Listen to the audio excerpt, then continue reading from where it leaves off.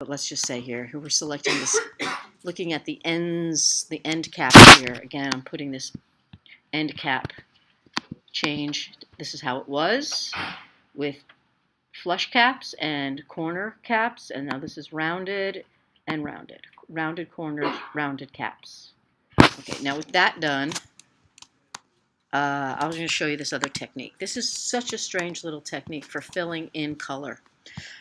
To do this properly, however, I need to make sure that the items that I don't want showing are not showing. In this case, that would be the trailer at the bottom and the text. Okay, bless you people who are sneezing. Bless you. Right, so I just want everything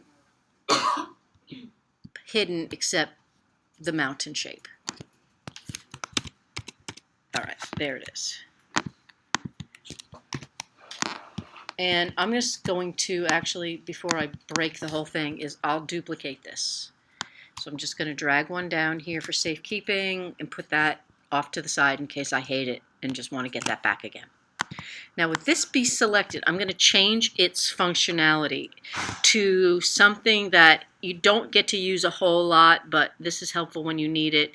This thing is called Live Paint. And underneath, it's just looking at it, the Live Paint tool. Where did you go? Is this it? No. Flailing. This is Shape Builder. Where did my Live Paint bucket go? Live Paint bucket. Okay, so this thing says Live Paint bucket. What I want to do is turn this into almost like the old style drawing programs. If I choose this Live Paint bucket thing, and I want to try to fill this with a color, I also need the swatches. So this is so wacky here. So I'm going to go over to swatches. Yes. And now, let's say we're going to fill our little mountain with, what do you think, designer? Green. Dark green? Medium green? I'm going to go with dark green. So when I try to put this dark green in here, it just filled it. That was exciting. And the icy cap, you want to leave it, like, how about a very, very light blue? Let's just try that, just see what happens. I click OK, it just fills it in. Now I want to take the stroke from the whole situation. I don't know if I want to keep that stroke. Okay, so I'll tell it stroke none. Now it looks like that. And now if we turn on all these other items, we don't see anything. They're all gone. Nothing exists anymore. And that's because this is solid. So it needs to go at the bottom.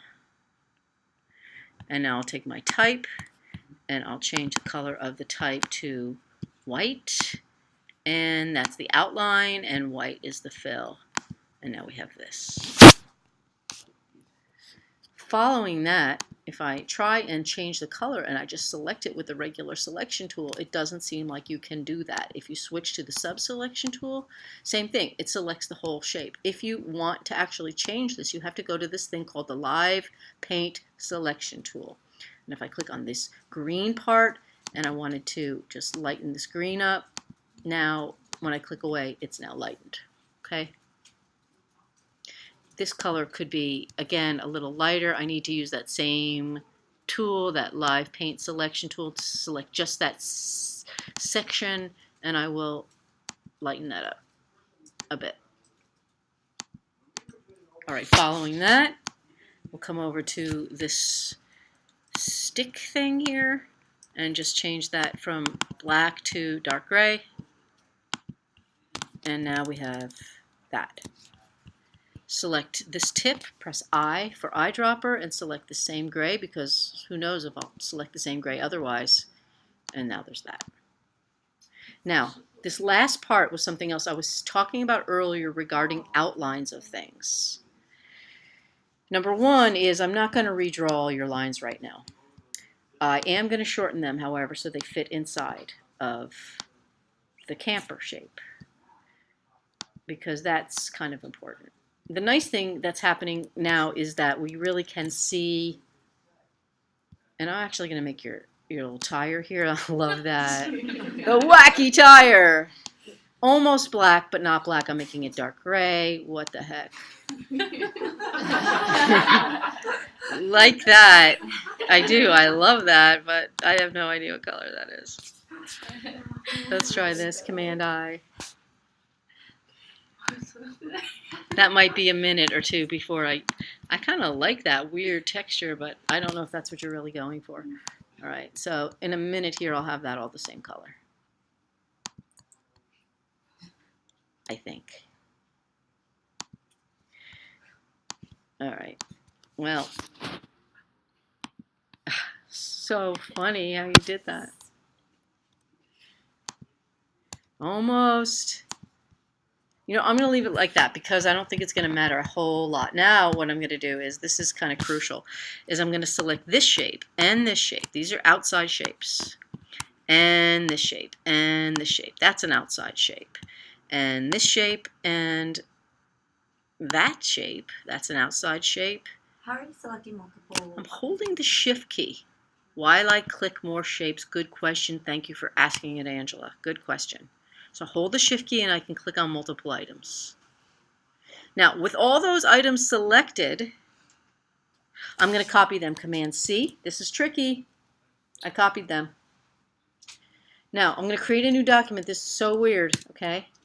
And I'm going to paste Command F so that ostensibly it is in the same exact position on this page as it was on the other page. Ostensibly. I don't know if that's exactly going to be the truth, but we hope so.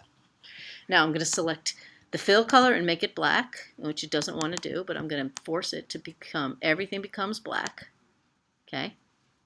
And now the outlines also need to become black. So I should be able to take the black fill and toss it onto the black stroke. Now I have the black stroke, and I'm going to increase the stroke on everything to a big honkin' 4 points with curves for the stroke caps and corners. And I'm going to cut it or copy it, Command C, and flip back over to here, to the Rome artwork. And then click the triangle and do Command F so it pastes in front of the triangle but in back of the camper. Now it is selected. It looks a little thick, but that's the outline around everything. It could be thinner. Now it's at 3. Now it's at 2.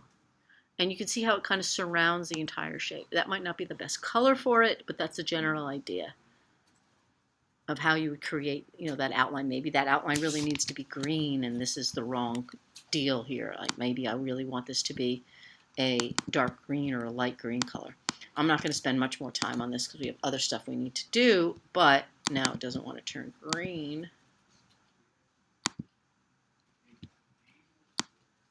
Okay, so it's gray. Don't want that because over here it decided to be grayscale.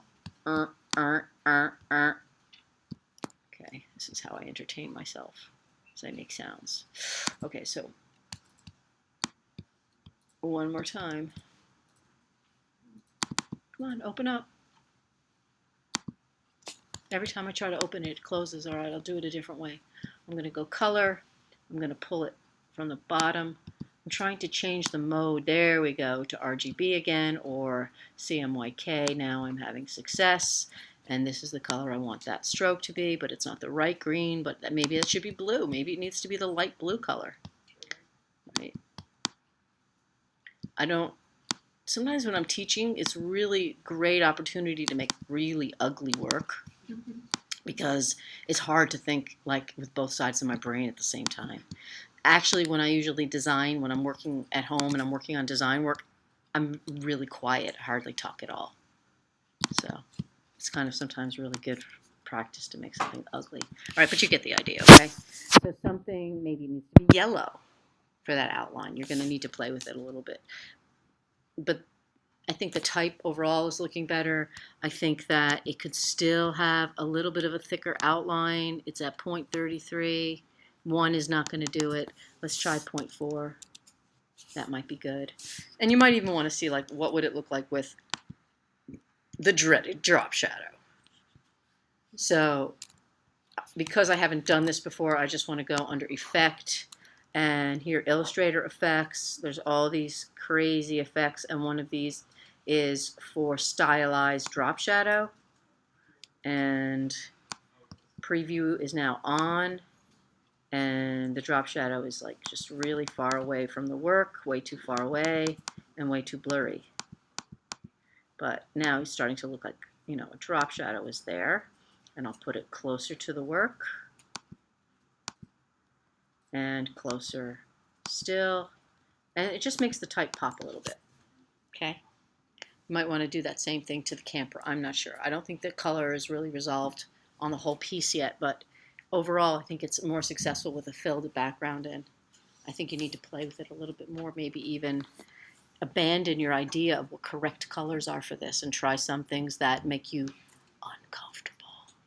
Okay, so I hope that's helpful and shows you how to use the live paint and how to create some kerning and tracking on your letter forms. Any questions? Okay, so